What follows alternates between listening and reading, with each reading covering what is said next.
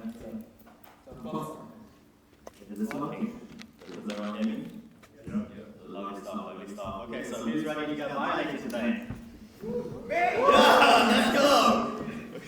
Okay, so the way that today will work is like we'll have pretty much 2 mini sessions. So the first session, I'll basically ask Roshan and Rian a lot of questions, which I think a lot of people would want to know.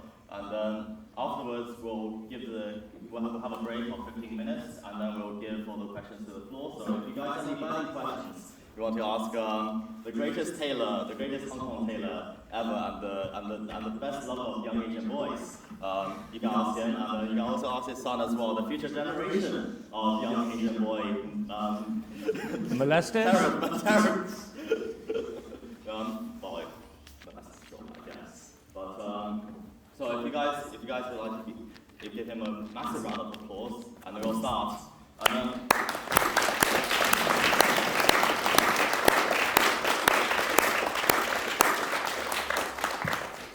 So earlier this morning, I realized that we had this event, and I woke up way too late. I didn't have my coffee, so I went to ChatGPT and I asked ChatGPT, what are some questions that the president of the King's College London Student Union, aka a young Chinese boy, could ask Sam Taylor, and ChatGPT did not disappoint. So if some of the questions seem very robotic, I do have to give a disclaimer. I study AI, so I have a free pass of using ChatGPT. Our professors allow us to do it. So I'm just going to ask the very first question. Should we give Roshan I'll let you use it. Just a little introduction about yourself. For people who may not know you, everyone here does. Tell us a bit about you, how your journey's been, what's brought you here today. Can you all hear me? Yes. You sure? Yeah. Okay. I really am an impatient person, okay? And I absolutely dislike lateness.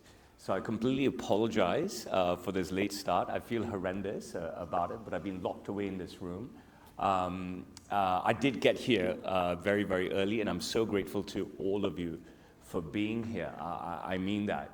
I've been asked about my journey. I don't know where to begin. I'd much rather you guys ask me about specific things in my journey, and I can talk expansively about it. Where could I possibly begin? You know, I mean, the pandemic, live streaming, my parents' divorce in 1988, the birth of my first child in 2012, 2009, excuse me, my marriage in 2006.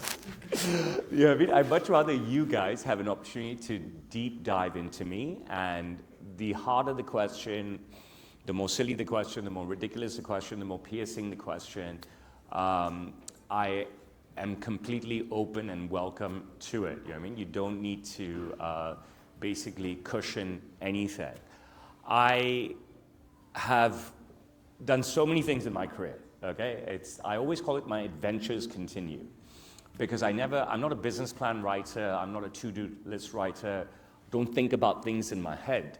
I'll sort of just, wake up and stumble along, and I'm brave and silly, and that just gets me into amazing situations. One of which being here today talking to you guys. I was planning a trip to London. I actually wanted to go to Germany. So we sat around the table, the dinner table in February, and me and Rian had already spoken a couple of nights before.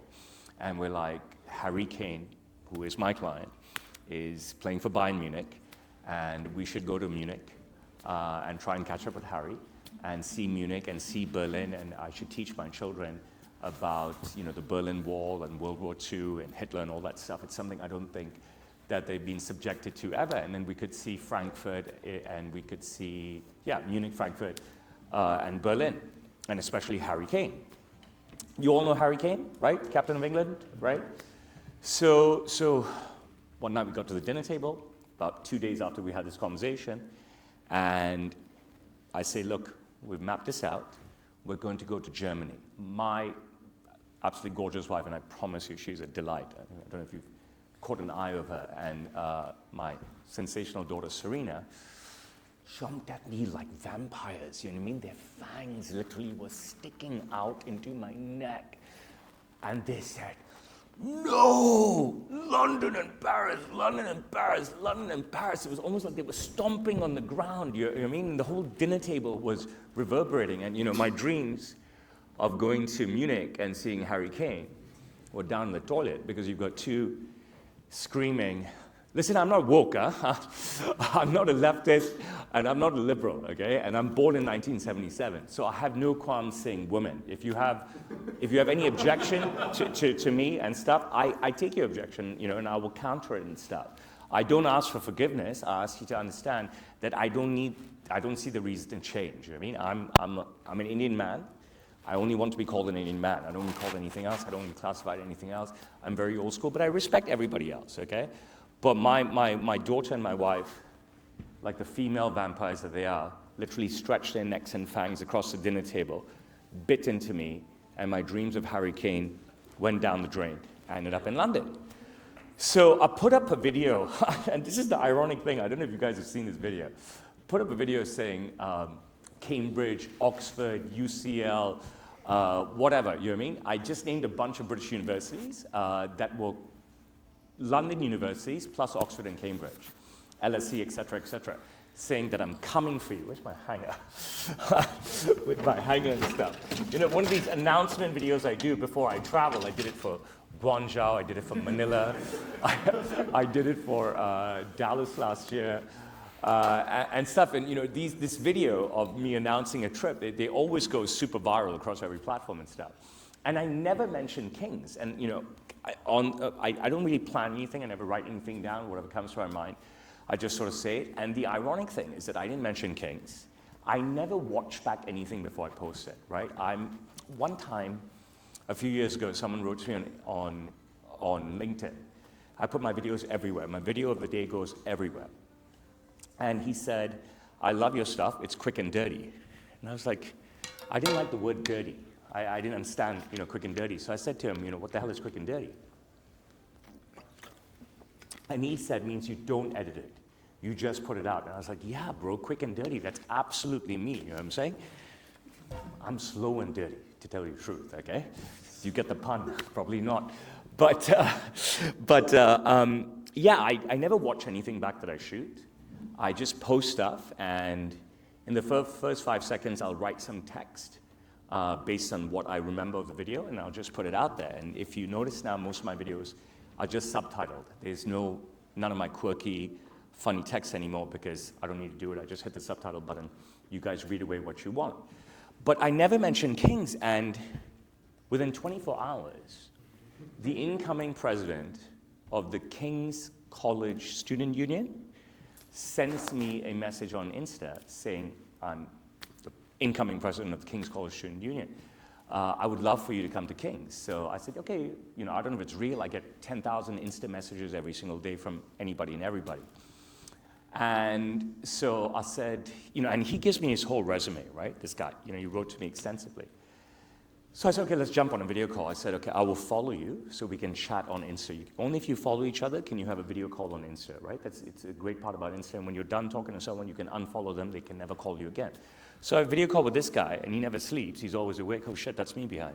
And he was a real deal. I said, okay, you make this happen, and I'm there. And the ironic part is that I never mentioned Kings in this video. And here I am talking at Kings. And in the build-up to me actually arriving in London, my wife came into my office one day, and I had the calendar, right? I do everything by pen and paper. And I had the calendar out, and she sees, you know, Alan Shearer, James Beattie, Michael Vaughan, Spurs, et cetera, shoe commercial, Barber. She's like, how is this going to be a vacation? I'm like, it's going to be a vacation, I promise you. She's like, but this isn't fair. There's so much on the calendar. I said, listen, I get up at like 5 a.m. I'll do my stuff in the morning, and we'll have plenty of time to see everything. And this calendar filled up based on this one video that I dropped. And it was just amazing. I never had to reach out to anyone, but I had so many people reaching out to me. And obviously you have to filter every invitation and decide what's not only worth your time, but if someone is actually substantial and serious and relevant. And I ended up filling my entire 25 days with some sort of appointment in the morning, some sort of shooting in the morning, some sort of speech in the morning, some sort of lecture in the morning.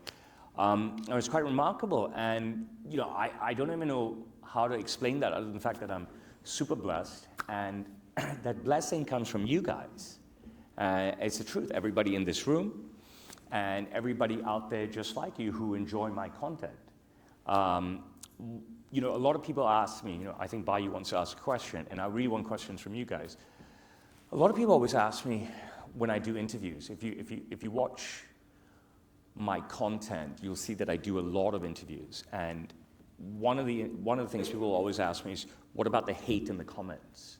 Or what about the controversial stuff you say? And I was like, I don't know about the controversial stuff I say. I just speak my mind, and it's my brand of humor. I don't think it's very controversial.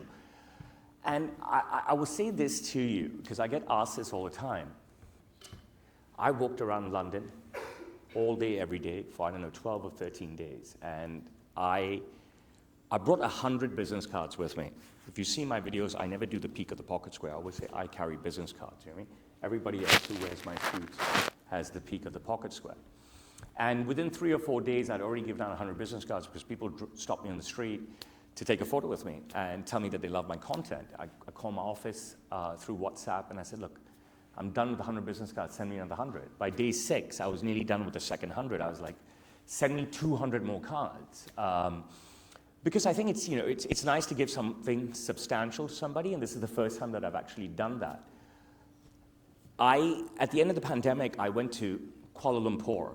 We were locked in China for 3 years. Then I went to Tokyo, and then I went to Osaka, and then I went to Dubai, and then I went to Dallas, and then I went to Guangzhou, Manila before that, and now here in London. And nobody has ever come up to me, ever, and say, hey bro, I hate you. Hey bro, your content is disgusting. Hey bro, you should be cancelled. You understand what I'm saying? So I really never think about negativity. I really never think about the comments. I just appreciate you guys so much because you allow me to put my brand of humor out there. You allow me to document my life, and you enjoy watching it. And I'm so grateful to all of you. And that's how I would like to begin today. Thank you.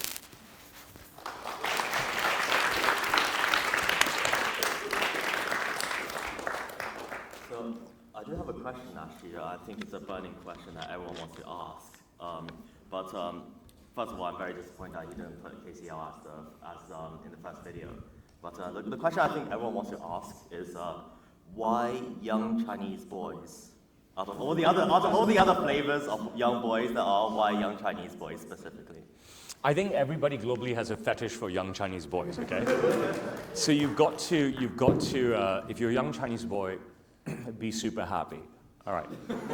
So when I first started making videos and when I first got picked up by Tom Segura, I've been making videos. I always say to everybody that I'm the original content creator.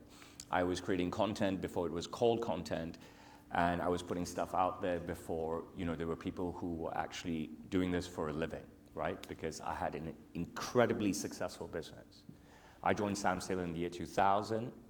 I finished my A-levels in Hong Kong in 95. I went to New York University, that's NYU, the Stern School of Business in New York City. I graduated in 98. I came back to Hong Kong. I worked for a big British law firm called Herbert Smith for 6 months. I then moved to London. I worked here for about 12 or 13 months for a couple of different startups. So this is my 26th year at Sam Taylor. And pre-pandemic, so let's say the year 2000 to 2019, I enjoyed astronomical success, okay? Not success where you can compare to Elon Musk, but for a retail shop, a single retail shop that cannot show you something physical, okay? We have nothing in the shop physical that you can see, that you can test out, that you can experiment with to sell. For a retail shop that asks you to first pay us before we do anything. For a retail shop to ask you that, listen, you've got to trust us to bring your vision to life. When you're a visitor to the city and you're only going to be here 2 or 3 days. It's quite remarkable how much success we had, and I would work with, at bare minimum, 6 days a week. I think 20 customers a day, maybe 30 customers a day. I mean, that's more than any Armani shop, Versace shop, Hugo Boss retail store would do, the amount of clients they would see in Hong Kong. It was quite remarkable. And we were just caning it. And I think I was born, I know I was born for video, right? But it's not something that I thought about before short form video came out. And I never ever put up long form video on YouTube. YouTube's been around for a long time. In fact, I never put anything up on YouTube. The only stuff that I used to put up on YouTube before my YouTube channel got canceled recently, I got banned recently, was like when I did travel shows, or like big interviews. So if I was on CNBC, BBC, CNN, etc., and they gave me the footage, right, after it was broadcasted, or if I was on Travel Man or Samantha Brown, I think her name is, or a plethora of travel shows. If they gave me the actual footage, right, they edit it for me, so they take out the bits that involve me, that would go on my YouTube channel. But I wasn't creating that content, right? I was given it, and I was putting it up, and that was it. Then came Instagram Stories, right? And that was really the start for me. Initially, I would ask a client, could you talk about the suit? All right, this is before TikTok. And most people were very shy, and they just froze, even for a 15-second story, okay? They couldn't really say anything. So then I started to talk about the suit, okay? And you had 15 seconds windows. That's how stories were initially.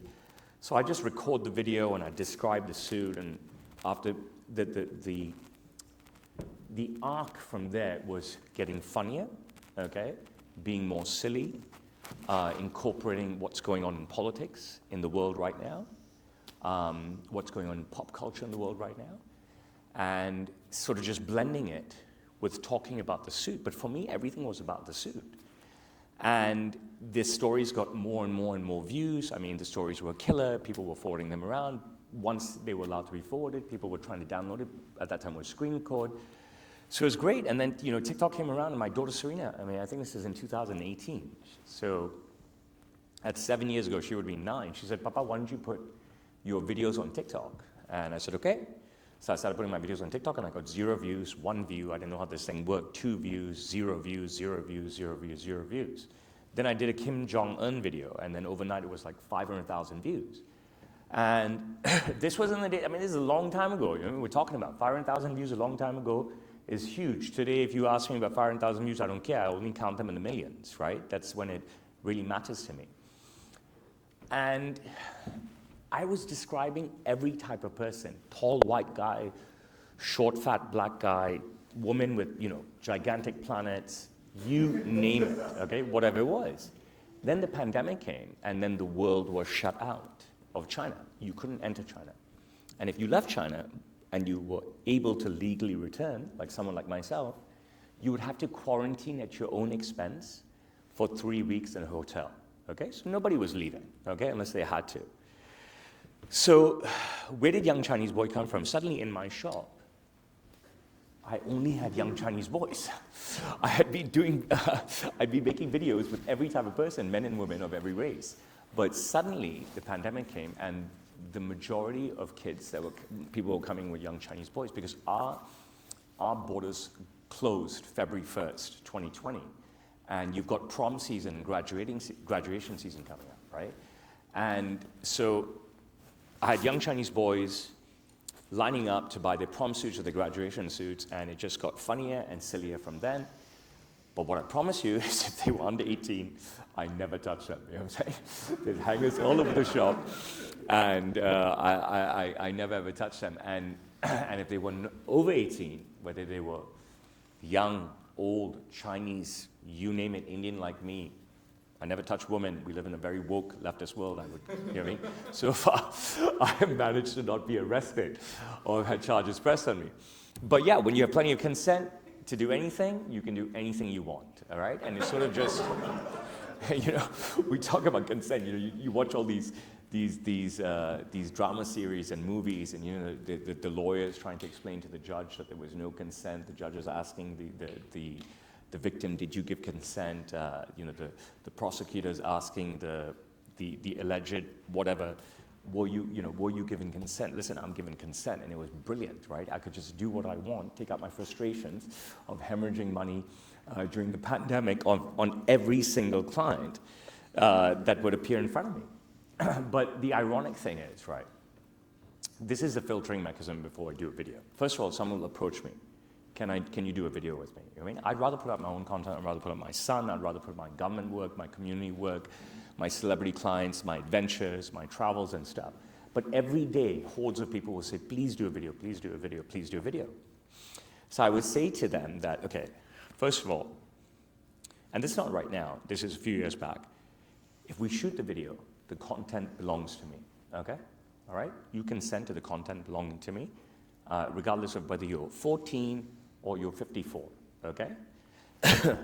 Once I put out the content, okay, I will manually put it out on multiple Instagram accounts and stories. Multiple LinkedIns, Facebooks, Douyin, Rednote, Snapchat, YouTube, etc., etc. Whatever's out there, I'll put the content on and I'll put it out individually. I don't use an app to put stuff out. I get up every day at 4 a.m. and do everything manually. I said, if you ever ask me to take it down, you know what I mean? I'm going to say no, all right? Don't suddenly see that the video goes viral and now you feel embarrassed or your friends are hating on you or saying some stupid stuff to you and ask me to take it down. You have to promise, promise, promise. And most people will say, yes, I promise, promise, promise. I say, okay, great. 99.9% chances this video will get 1 million views and everybody will see you.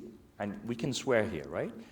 You will have the biggest digital shit print there is, okay? Not footprint.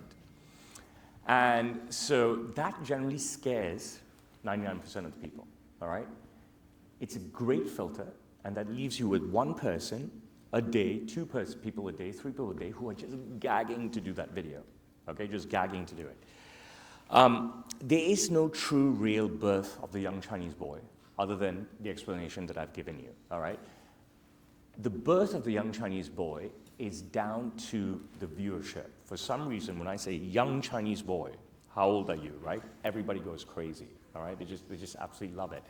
I've been walking up and down the streets of London, whether it's Bond Street, Piccadilly, Leicester Square, Oxford Circus, Regent Street, and everyone's just yelling young Chinese boy, you know what I mean? It's just insane, you know what I mean? I spoke at the Hong Kong University of Science and Technology a few months ago, and it was about 100 students in the audience, primarily Chinese, and they were just chanting young Chinese boy. And if you don't believe me, you can watch this on my Instagram. Just, you know, scroll back to the speech. So I don't, you know, when I tell you that, I'm pretty dangerous with this hang in this hand, you know what I mean? So I better put it down. When I tell you that I don't write a business plan or a to-do list, and I don't have an end game, and I don't envision what I should do next and where I'm going to be, I just wake up very jolly, okay, which is a lie. Wake up angry. I wake up saying to myself that I'm going to do nothing today. I'm going to bury myself somewhere. I'm going to get some rest, all right? But that's also me lying to myself, all right? I'm just open and ready, like walking a tightrope, ready to jump into, receive, catch, pile in on whatever comes my way. All right, so I cannot document, I cannot give you an answer of where did young Chinese boy come from? Where did the violation videos come from? I don't have a clue. I don't know where Beijing and Shanghai came from. I don't know where planets came from. From smacking planets, it became the Chinese massage, you know what I mean? And the Chinese massage went so viral that Tom Segura flew down for me to put 2 fingers up his asshole, you know what I mean? And he loves the video so much that they re-released it recently, and it got 1 million views overnight, you know what I mean? He loved that Chinese massage so much. I don't know what to tell you.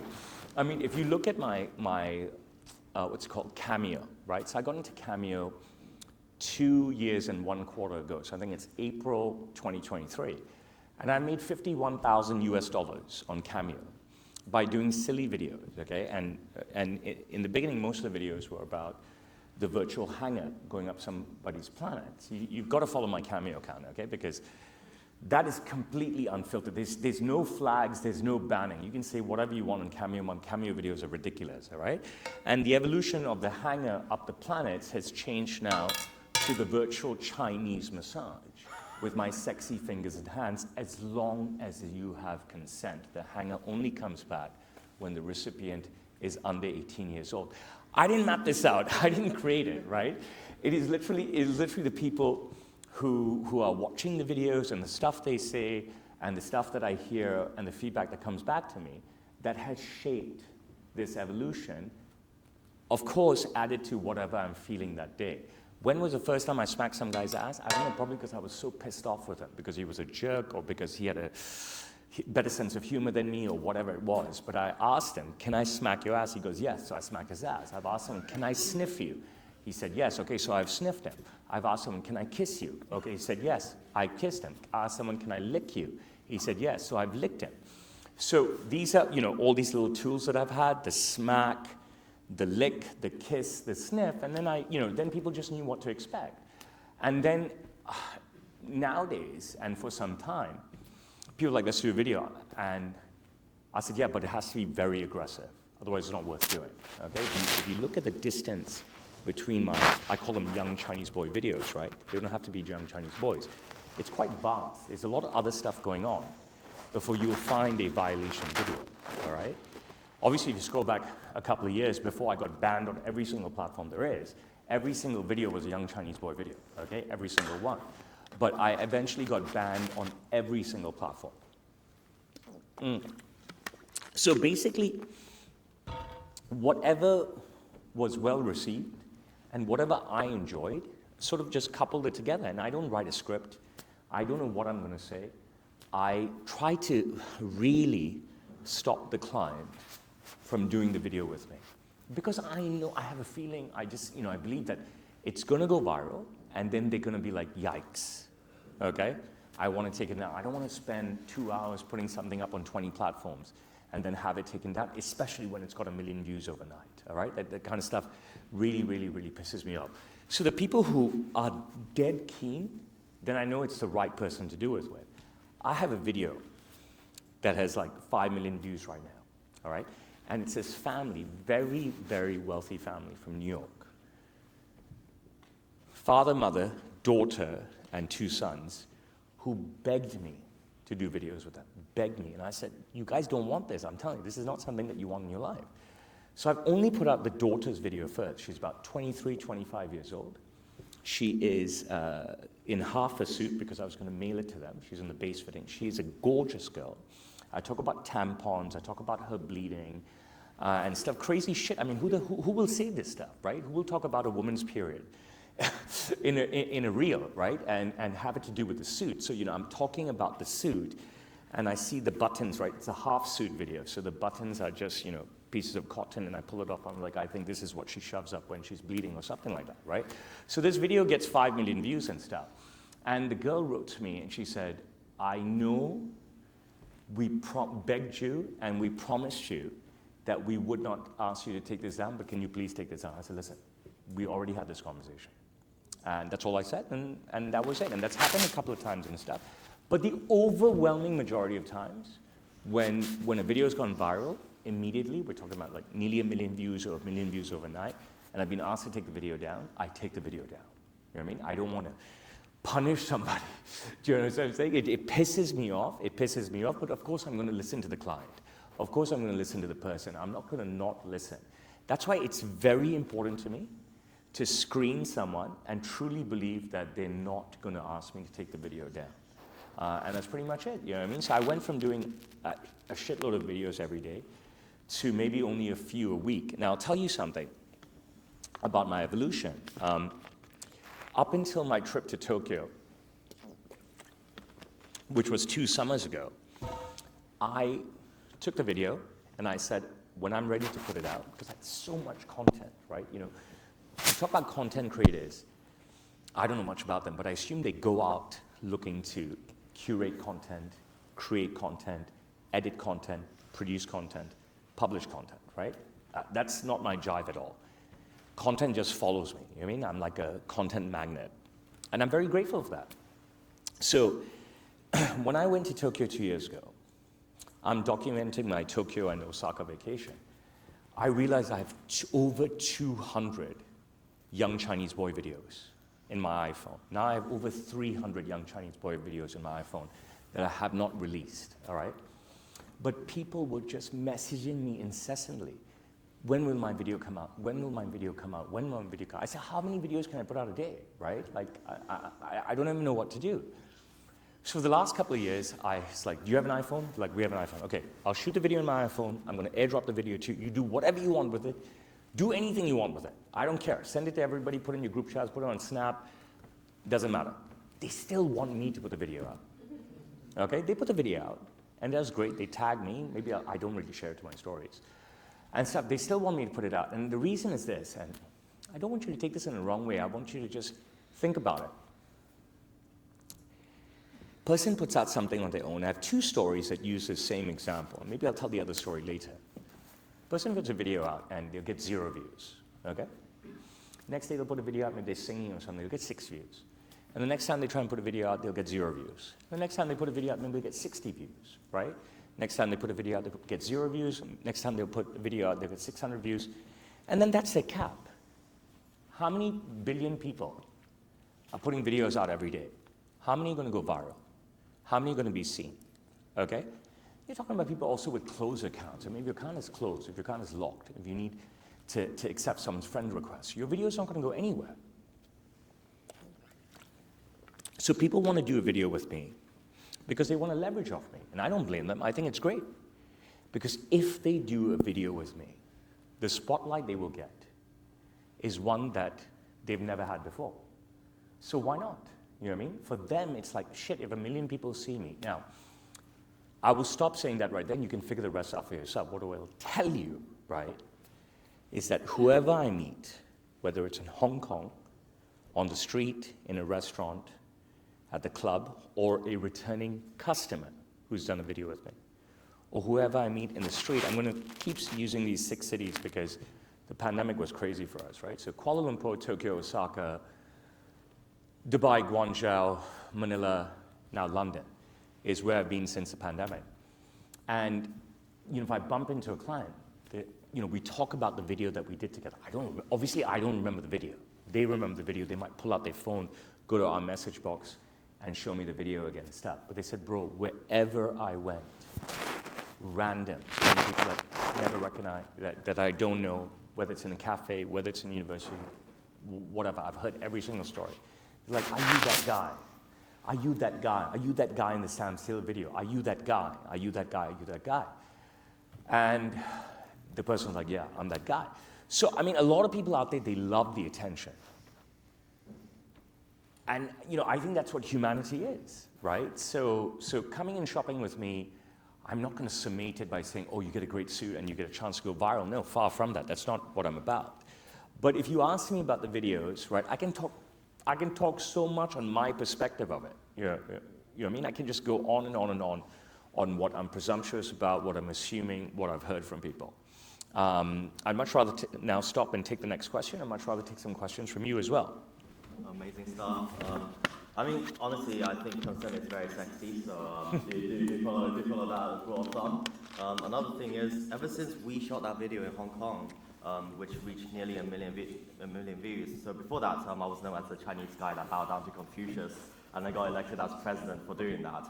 But ever since we shot that video, I'm now, no matter what I go, I'm now known as the young Chinese boy. So if you do want to shoot a video with Roshan, do bear that in mind. It will literally, you will sacrifice all your future internships. So, which is what I remind people about. You know what I mean? Because not everybody, interviewers will use any excuse to try and find a filter because there's so many good candidates. And I remind everybody of this. Bayu and I got 930,000 views on my main Insta, 600,000 views on my main TikTok, 100-something, 200-something thousand views on my other 2 Instagrams. So we're talking about cumulatively at least 1 million views if we go all across platforms. Yeah, goodbye my job security in the future. So if anyone has any rich fathers, do let me know after the event. Although my next question though is, so I mean today all the people coming here, we're pretty much the more stylish strata of the university population. But if Roshan, and this is a question for Rian as well. If you guys, so Rian, Roshan, and Sun, if you guys could give one piece of advice to the average uni student who, like, the most amount of money they could probably spare is like £5, the cost of the meal deal. If you could give them one piece of advice for improving their style, upgrading wherever their looks, maybe helping a lot of the STEM students with getting girlfriends, etc., anything like that, what would that piece of advice be? You want to go first? He's 13, by the way. Go for it. What's one piece of advice you would give somebody? Okay, I'll take it for the team, all right? Okay, so I'm going to give you a much broader answer, all right, rather than a £5 answer.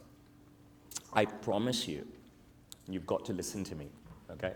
Listen to me like you would listen to your professor, listen to me like you would listen to your parent, listen to me like you would listen to your mentor, listen to me like you would listen to someone in the Anthony Robbins, Andrew Tate, whoever your go-to guy is on the internet, okay? All right?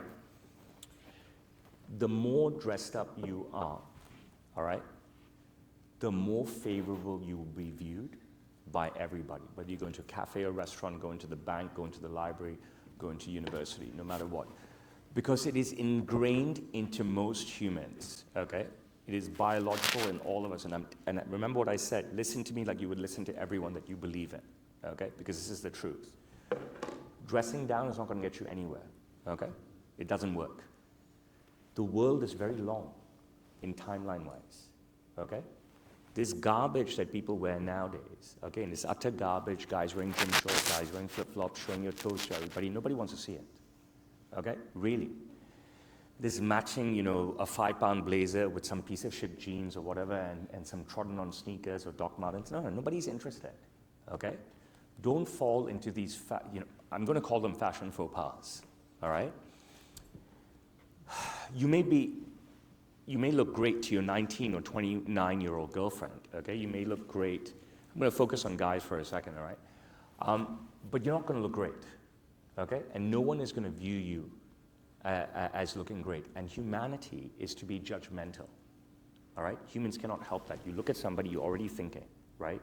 You look at someone that walks through the door and sits down in a cafe or a restaurant or a bar whilst you're waiting with someone or whilst you're even talking to somebody, your eyes are going to wander. And somebody, you see it in every movie, you see it in every TV show, and you've seen it forever, since the dawn of television and movies, right? Eyes focus somebody else, and person makes up in their own mind a story about someone that they've just seen for the first time. I famously walked into is that me? Sorry. I famously walked into an iPhone store, Apple store, okay, at the height of the pandemic or the start of the pandemic on a Sunday with 3 children in tow, so it was about 5 years ago, and a wife. And I was wearing a t-shirt and I have 5 tattoos. My tattoos say, Serena? I'm telling you them in order. Saria, Rian, Saloni, and Manohar, who's my father. And people didn't know how to react to the pandemic regulations, okay? Where you have to walk 2 by 2 or 1 by 1 and get on Noah's Ark, you know what I'm saying? And a family of 5 will come in, get swarmed on, all right? So I walk in a t-shirt with my shades, 5 tattoos showing on my arms, and a bunch of young Chinese boys come and swarm on me, okay? They're young Chinese men, they're security for Apple and stuff. I'm like, you've got to be kidding me, you know what I mean? I had been eyed up, my entire family have been eyed up with every Apple product from day one. And you guys swarm on me and this stuff. And what I realize is that everything that I've been saying, everything that I believe in, everything that I think about people being judgmental is 100% the truth. All right? Let's say I'm completely wrong. In my atelier every single day, men and women, let's start with the girls and boys, all right? Let's start with the 17, 18-year-olds, the 19 and 20-year-olds, the 21-year-olds and 22-year-olds. Let's start with the ones that come in on their own, with their friend, with their partner, or generally with their parents. We live in an era now that the suit is so common and the suit is so easily available, Zara, Next, whatever brand you guys have here, Uniqlo, et cetera, and so cheap. that everybody knows about suits. So you've encountered another problem now when you go for a job interview, or an internship, or university interview, or for a talk and stuff.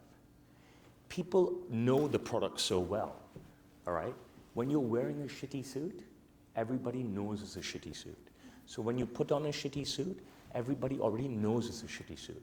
Because everybody has already said to themselves, wait, I can buy a suit here for £100? I can buy a suit here for £50? Let me go take a look. And when they see it, no disrespect to any of you, my job is to educate you, right? And you don't have to buy into anything I'm saying. And when they see it, they're like, shit, this is a shitty suit. I mean, it's utter shit suit. That's why it's £50 or £100. You cannot get away with garbage anymore because of the amount of information that's out there, right? Everybody knows.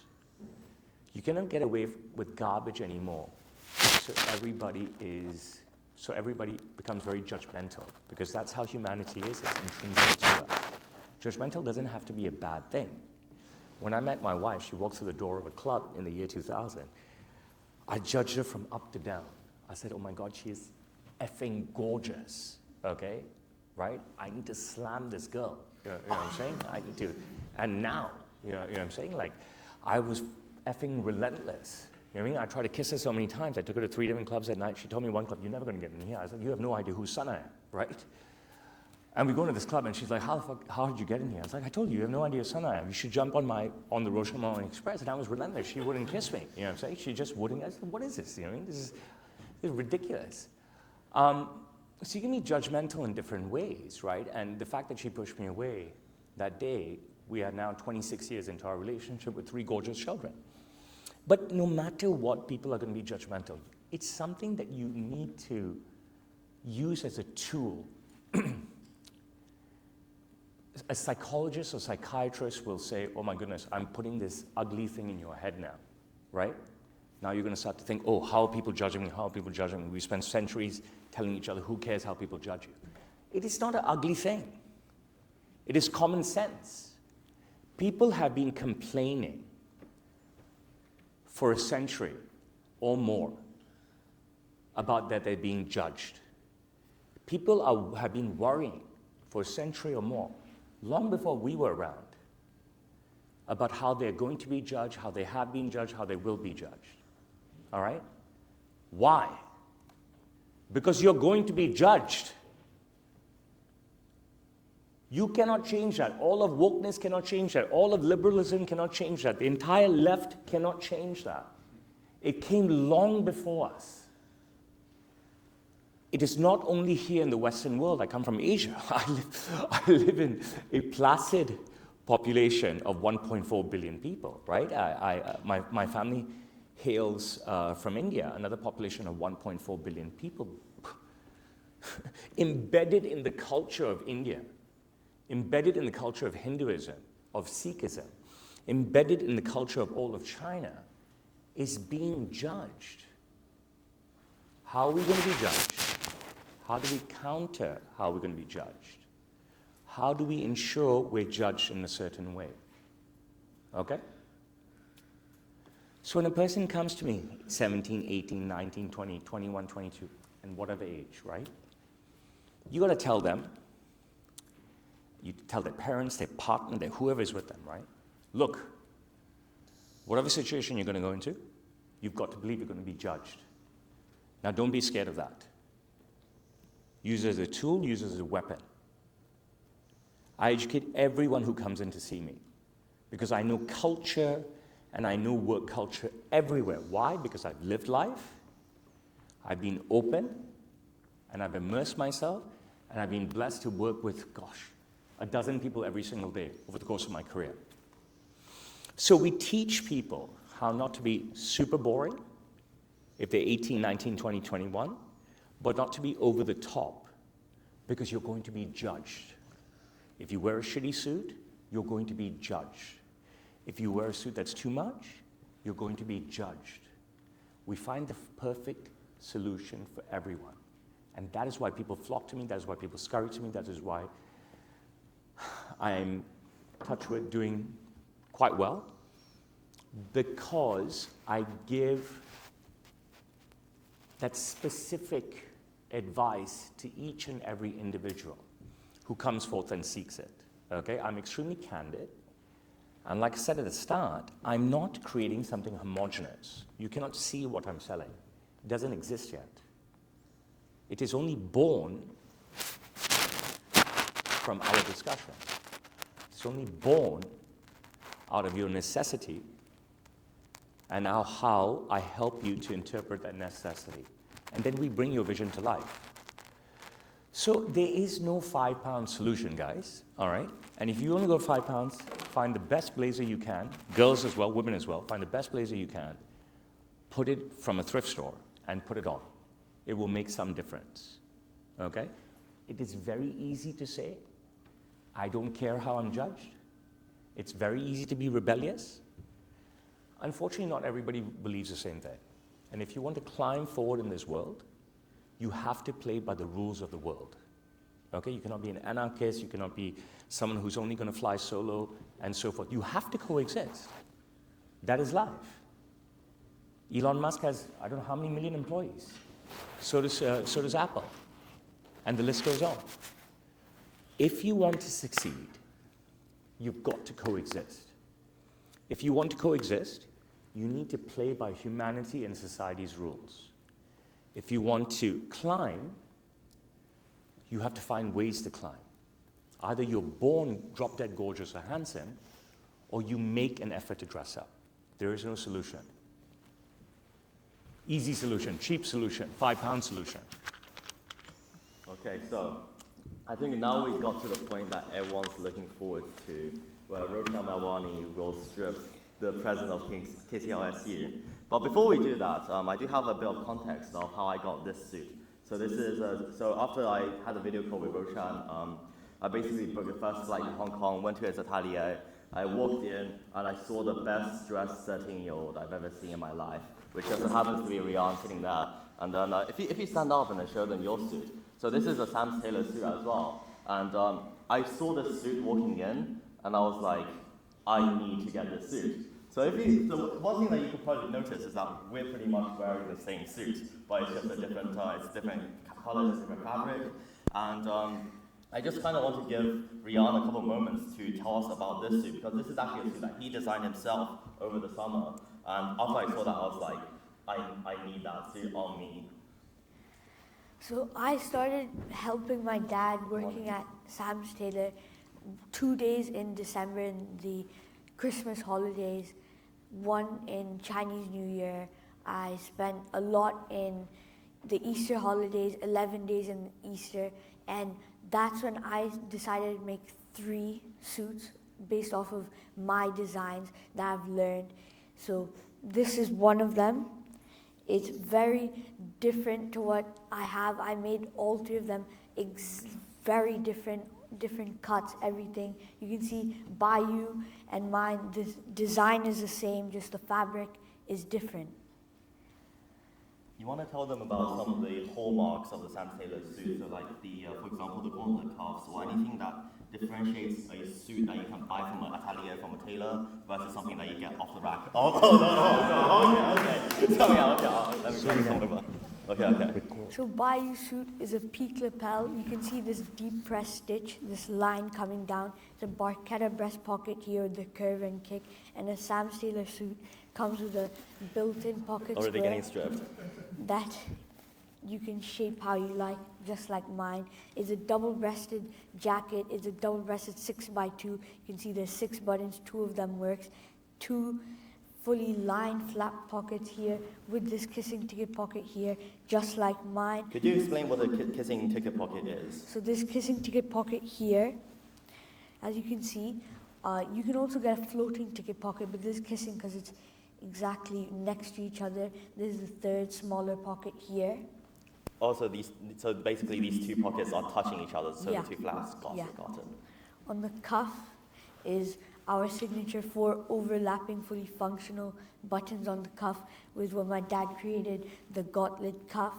On the back, Actually, let me just explain what a gauntlet cuff is. So usually when you're on a normal suit, you just have this thing that it just ends. But a gauntlet cuff is that you have this thing, that extra piece of fabric that goes above it. Am I right? Yeah. Okay, Yeah. can you tell us why the gauntlet cuff? Because I've only ever seen it with Sam Taylor suits, I've never seen it with others.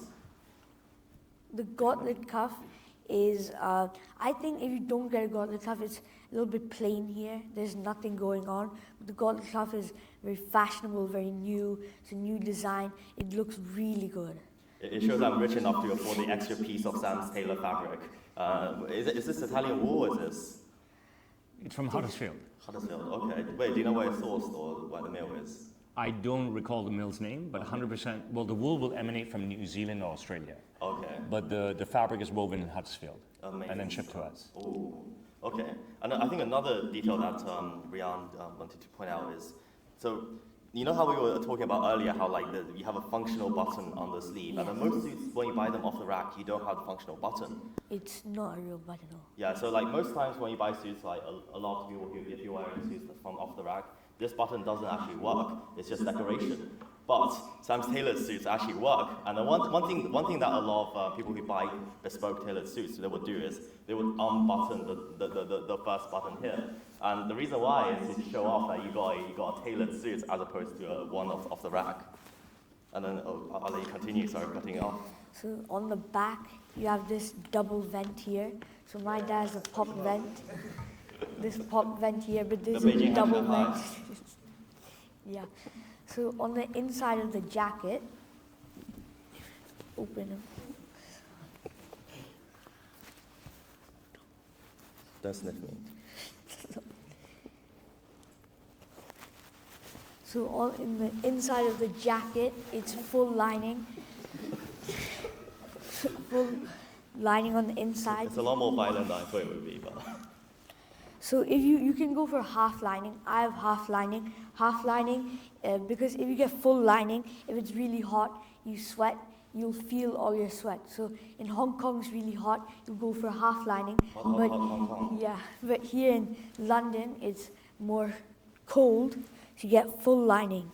Could you show them what half lining looks like if any of you are wearing half lining? Okay, so he's stripping down with me as well, but. It's okay, sir. Half lining is like this.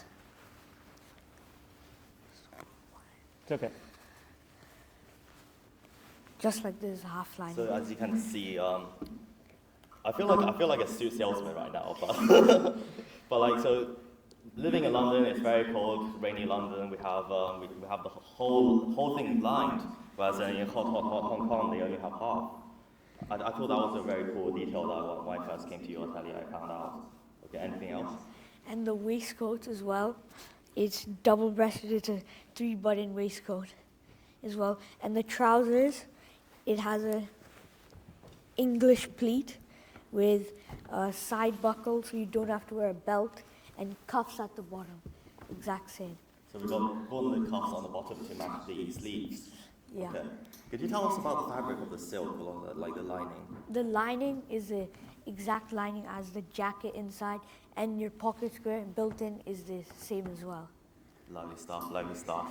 And is that everything or? Yeah, that's it. Okay, now I'll hand it to Roshan to do the Well, first of all, not a single stutter, not an not an R.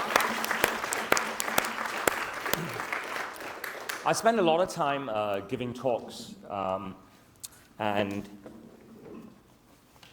every time I went into one of these talks, not these type of talks, you start to be very scared, right, when you first start public speaking.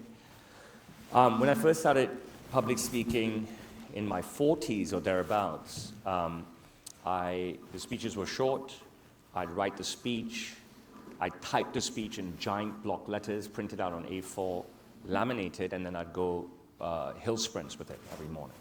And then I'd run down the hill. I hadn't laminated yet. I'd run up the hill, and I'd run down the hill walking. I walked down the hill, reading my notes, trying to memorize them, and then making changes with a pen, and then I'd stop, and then I'd sprint up the slope again. Sit down, guys. And then I'd walk down. So I'd get my workout in, and I would memorize my speech, okay? And then I would say I started doing that in like the start of 2013 was the start of my public speaking career journey. And now I just don't bother thinking about what I'm going to say. Okay, but I think what he just did is incredible. I know we're here to talk about me and stuff, but take a leaf out of his book, all right? If you're not a confident public speaker, okay, if you're not a confident driver, a skydiver, surfer, squash player, tennis player, whatever, I was not a confident anything, okay? Allen Iverson said, I don't know if you know who Allen Iverson is. He's a basketball player. He used to play for the 76ers. It's a very famous thing. You watch it on YouTube, watch it on any channel about practice. He's like, we're talking about practice. Practice, we're talking about practice. Practice, we're talking about practice. Because he kept missing practice, but he'd get on court and he'd kill it every single time. I think you need to get to that stage. And what gets you to that stage is practice. And, you know, I'm very impressed with Rian. He didn't know the question that's coming to him. But if he can do it, all of you can do it. Right? And if you ever struggle with anything, if you start to get scared, just remember a 13-year-old boy just did what he did. You know what I mean? His own sisters, his mom can take a great leaf out of his book. Let me describe Bayou Suit for you, okay? How does that sound, okay? Okay. I don't think you need your mic, right? I really don't script anything, but I do break things a lot by accident, all right? I throw a lot of shit around. I'm going to try and be quite well behaved, and I'm going to take this mic off for 1 second. And anybody want to do what I do? Let's get someone else to do it. Come on. Simon Mocknock, my biggest fan in all of the United Kingdom. When I used to live stream at the start of the pandemic, before my live streams was 70,000 viewers, I had one viewer, and it was him. Come on, come and do me. Come on, get up. This guy's been watching me from day one. He's come down from the north. Come on. Show us what you got. You've got a young Chinese boy in front of you. So I give you my consent. Where do I even get started?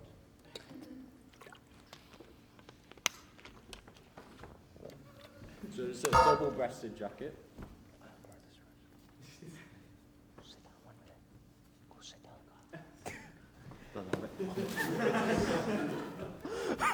Young Chinese boy. How old are you? 22. Say it again. 22. A little bit louder. 22. 22 years old. Means plenty of concern. I live in China. You cannot come after us. I have a British passport. You cannot deport me. He's 22 years old and he smells like char siu bao. What do we have here? Double-breasted, 6-button double-breasted, 6 buttons by 2 buttons, a peak lapel. He's nodding like a pig, a deep press stitch on a wide peak lapel, bucket breast pocket with a curve and kick. There is the peak of my pocket square. As we come down, you see my signature tiered pockets, ticket pocket, regular pocket, fully lined pocket, flaps, deep press stitch on the pockets. A gauntlet cuff, oh my goodness. I love a gauntlet cuff. You did not wash your hands after the bathroom. I can still smell it. I did. Overlapping buttons on a fully functional cuff. Every button is a Mazzoni button. Yes, even the young Chinese boy is absolutely gift wrapped. I mean, absolutely gift wrapped in my 4D. Let me open it up. Would you like to see me open up a young Chinese boy? Open it up. Like to see me open up a young Chinese boy? What do we have inside? Full lining because it's so bloody cold in England, okay? And my daughter Serena will tell you that because she's like, Papa, it's summer. It's summer and it's 14 degrees. And I said, yes, it's England. What has he got? One of my signature waistcoats, 6x3, deep press stitched everywhere. Even the inside of the waistcoat, the young Chinese boys, they try to lock themselves up. Even the inside of the waistcoat is fully lined. Oh. He thought the suspenders could save him, but I don't think so.